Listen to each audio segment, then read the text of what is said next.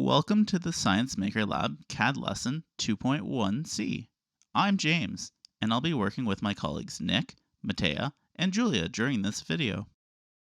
In Lesson 2.1b, we had a look at how to use DesignCAD to turn our tombstone part files into all of the parts needed and assemble them into a nice, efficient cut file.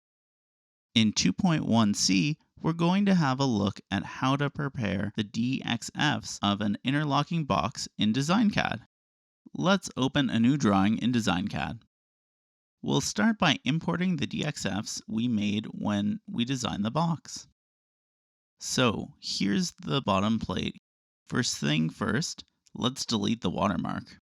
Now, we'll zoom out and move it away from where it came in so that the next part we bring in won't land right on top of it.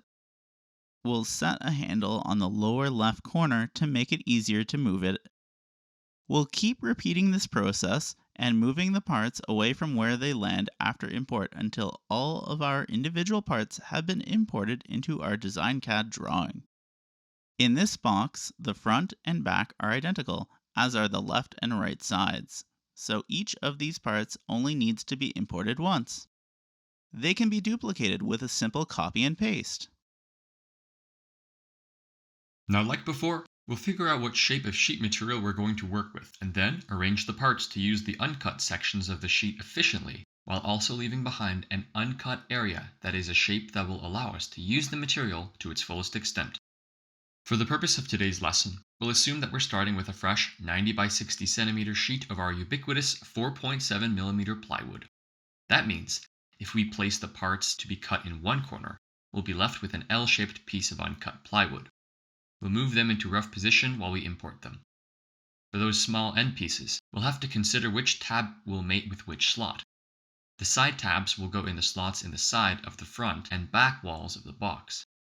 When the inner lid comes in, it's overlapping with another piece a bit, but as long as we move it with the handle before it's been deselected, this doesn't cause us any problems.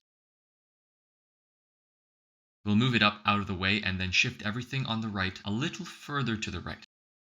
Okay, and then we just have the upper lid to do, so import. It imports in an overlapping position, but once again, we just use our handle to drag it off the other part while it's still selected.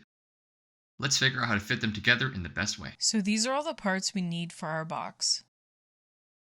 We'll hit Ctrl W to fit to the window before we get going. Looking at the pieces on the middle right, we can see that if we rotate it 180 degrees, it's going to interlock the pieces at the top of the stack nicely, just like it will when it gets assembled into the box. We can immediately see that the zigzag line at the top of the middle piece is identical to the zigzag line at the bottom of the top piece, so we'll only need one. We'll box select one of the zigzag lines and delete it just by pressing the delete key when it's highlighted. We'll now box select the entire remainder of the middle piece. Now we'll set a handle with Ctrl H and snap the cursor to the upper right corner.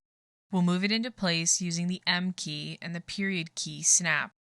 We'll repeat this process for matching the top line of the bottom piece and the bottom line of the middle piece. Okay, Ctrl W or Ctrl R will redraw it so everything is nice and tidy. Now, if we turn the top one of the two end plates 180 degrees, it's going to fit pretty nicely in that middle position on the left of our new stack. We'll set a handle up in this top corner. Oops, that's a mistake. That is actually not a good handle position because the part doesn't have a matching vertex to mate up with.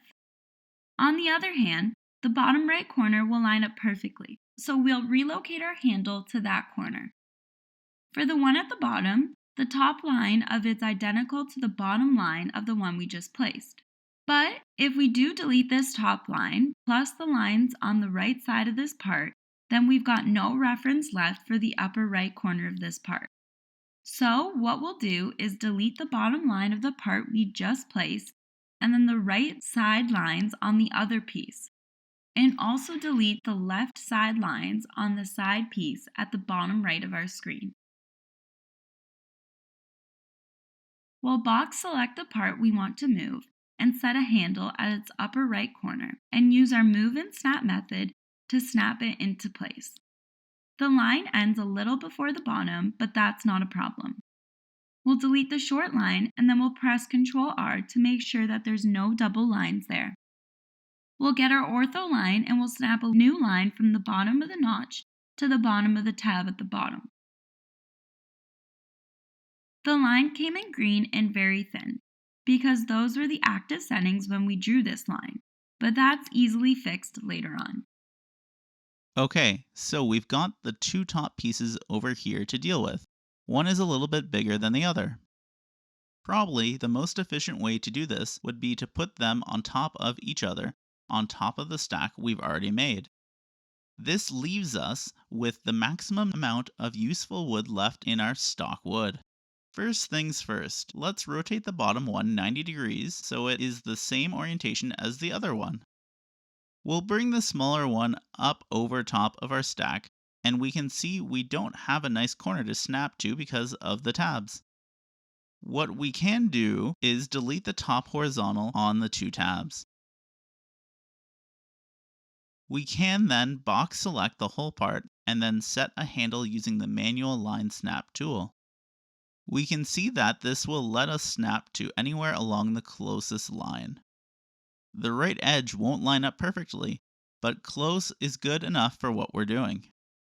We'll snap to the line right above one of the little verticals for the tabs, and then use our move and snap technique to snap the handle to the end of that little line. We'll now drag the other top piece roughly into position above the stack. Then we'll delete the top line of the smaller flat-sided piece and then handle snap the bottom right of the top piece to the top right of the lower of the two pieces. Let's press Ctrl W to see how it looks.